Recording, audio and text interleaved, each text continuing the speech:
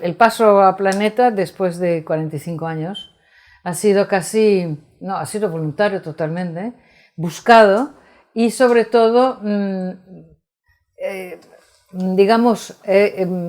ese acuerdo fue hecho de común acuerdo desde el principio con José Manuel Lara, que falleció el año pasado, desgraciadamente, porque fue una de las personas que comprendió muy bien desde hace muchos años que no se trata en los grandes grupos de comprar un sello y triturarlo en una especie de máquina de producción toda similar y parecida, sino de ir a buscar para cada sello editorial que él mismo recuperó para el grupo Planeta, en todas ellas en situación de catástrofe.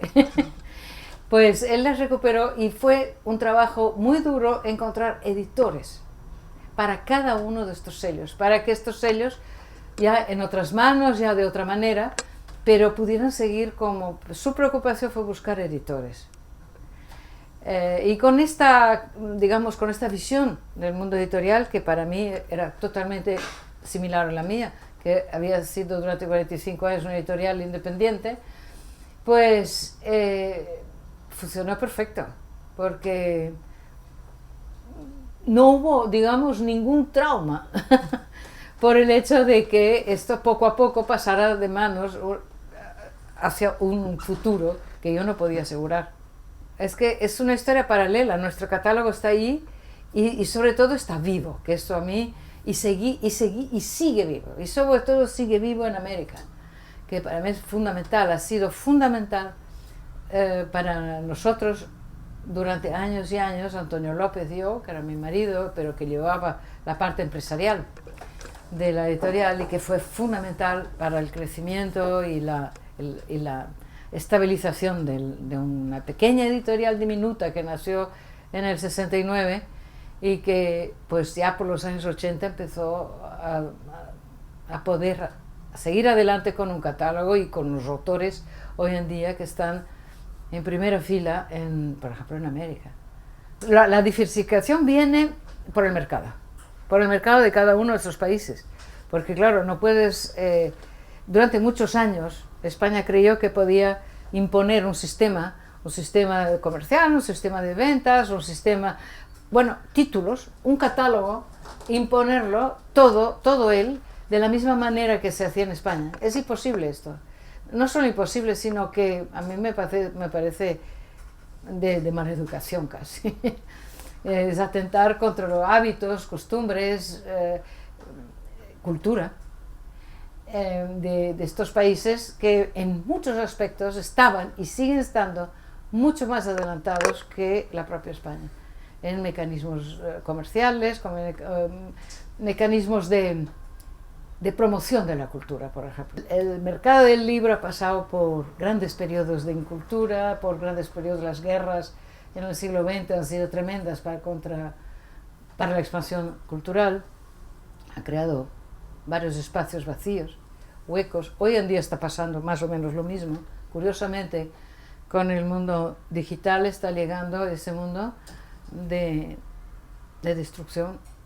Es una guerra mundial, pero que no parece serla, ¿no?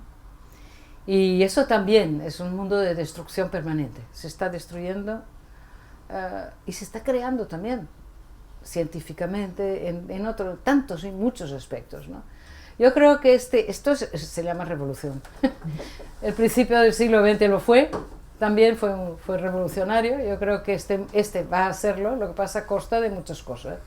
El editor que quiera ignorar esa faceta del mundo cultural, porque ya forma parte de nuestro... está cometiendo un error, un grave error, está destinado al fracaso, ya de entrada, ¿no? La editorial se creó dentro de una atmósfera y un espíritu muy francés. Y en Francia, hasta hoy, no hay muchos agentes literarios. Las propias editoriales tienen sus agentes, que venden y compran los autores publicados en el seno de la editorial. Y nosotros lo hicimos desde muy pronto, o sea que, naturalmente, a medida que fuimos creciendo y pudiendo tener un poco más de estabilidad económica, esta función fue creciendo también. Con lo cual hoy en día seguimos así dentro de la organización del Planeta. O sea, nosotros tenemos para la venta de los autores nuestros una agencia dentro del sello Tusquets, hasta hoy. Almudena Grandes. Almudena Grandes tiene toda su obra en Tusquets, toda su obra en Tusquets. Eduardo Mendicuti, autores hispanoamericanos como Padura, Eduardo Padura, Leonardo Padura, el cubano, tantos autores que tienen su hogar literario en Tusquets. La mentalidad del mundo comercial ha cambiado. Hoy en día la manera de promocionar un libro ha cambiado de tal manera que ha sido realmente uno de los graves problemas que ha tenido las editoriales en el mundo, ya no en España. Claro, en España nos ha pillado un poco sin una preparación adecuada, creo, ¿no? De ahí que grandes sellos editoriales como Destinos, Tres Barral, en un momento, mucho antes de que esto estallara, se encontraron al final de un camino, ¿no? Creo que a partir de ahora tendrá que ser en cierto modo un oficio, ya no una vocación. Para mí es vocacional total. En todo caso siempre habrá una parte. La persona que se mete a trabajar en un mundo que es ingrato per se, lo fue y lo sigue siendo de otra forma, ¿no? Con formas diferentes. Tiene que tener esa vocación, es como meterse a monja, vaya. Es mejor olvidar que hay una mejor vida. No se sabe dónde, porque la mejor vida la he tenido rodeada de libros y haciendo feliz a otras personas con libros que a mí me hacían feliz. O sea que esto me parece todo uno y me sigue pareciendo igual. Sigo siendo presidenta ahora soy presidenta de honor, porque tampoco he querido ser una presidenta pesada. Estos que marcan... No necesito, porque el editor que está ahí los dos editores. El editor para la lengua española y la editora para libros extranjeros, ¿no? Y luego hay directores de colección, todo continúa como antes. ¿Es internacional o no es? A partir de ahora no se puede concebir en un mundo que está creciendo, o sea, está desarrollando, está abarcando una cantidad de espacio y de modos distintos de lanzarse, de publicitarse, de llegar, que van incluso desde el instrumento mismo de la lectura, ¿no? O sea, el libro de papel y el libro digital. Esto hoy en día hay mucha gente que lee. Yo sé de lectores que siguen siendo lectores y que se han pasado a lo digital de entrada porque es más barato. Pero siempre buscando los lugares adecuados a donde el libro le llega entero, por ejemplo. Que esto se agradece. Y cuando ya los editores puedan cobrar de lo que fabrican digitalmente y que no haya tanta filibustería por ahí, pues esto incluso podrá otra vez ser un buen negocio, amable además, extraordinariamente instructivo, pero a la vez muy placentero. Porque como hoy en día uno está mirando una pantalla, ¿qué más da mirar una pantalla también para comunicarte con los demás?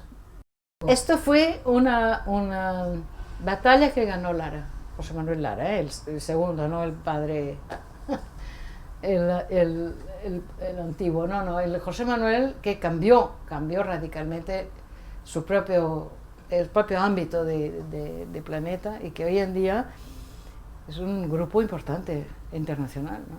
Entonces yo creo que es este tipo de gente, cuando son auténticos lectores y además saben muchísimo de su negocio,